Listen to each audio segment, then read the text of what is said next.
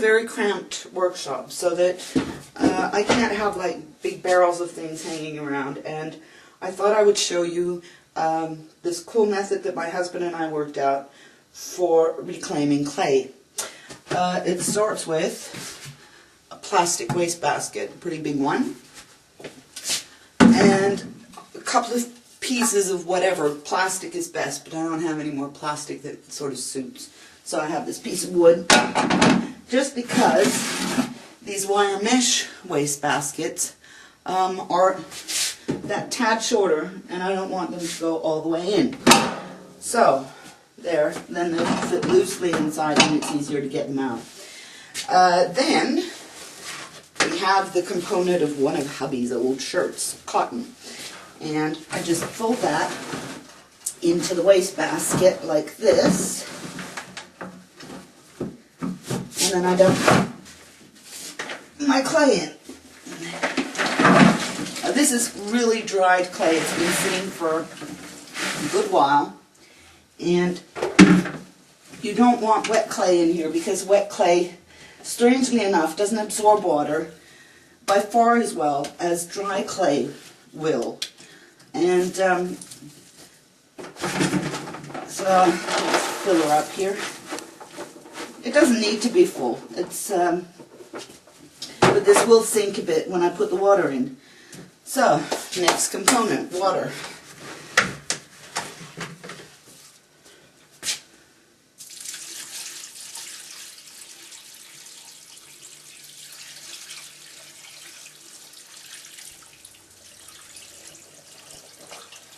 You're bubbling. Bubble, bubble, toil and trouble. And just give it a gentle push in so that everything's under the water. Sorry, dust. And I'm going to top it up a little bit, because the clay will be absorbing a lot more water. There we go. Okay, so the rest of that is going to be dumped. And then I just gently fold the shirt over to keep the moisture up, and also so that it doesn't act as a wick. I think I'm actually going to need more water, because as I'm pressing it, you see the water level's going down. It's flowing into the big wastebasket. So let's fill her up.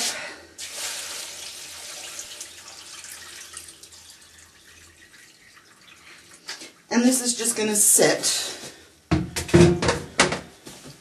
right there under my workbench for a few days to let the water really work its way through.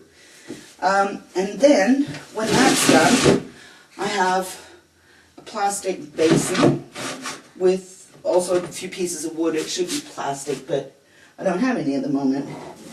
And so I lift the wastebasket with the clay in, just grab hold of the shirt, and that takes some of the weight. But the shirts tend to get rotten, and so you need the support of the waste paper basket. And I just set it, and I can put 2 in here.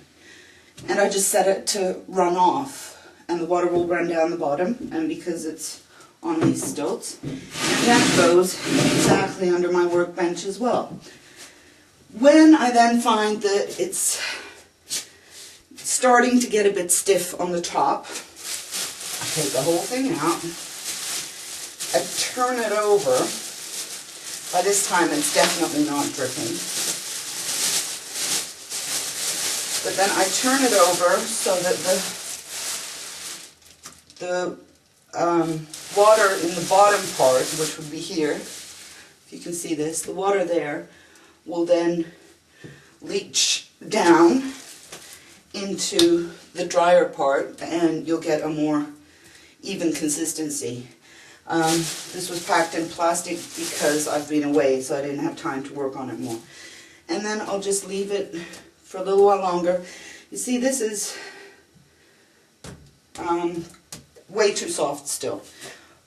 So I'll be waiting for a while, letting it dry, because the outside is the driest.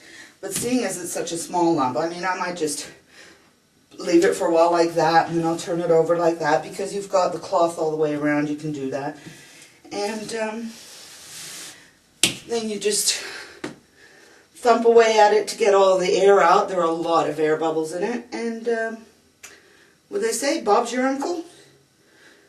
Marianne's your tipster on sneaky ways to get around having a very small workshop. Hope you're having a good day. Ciao.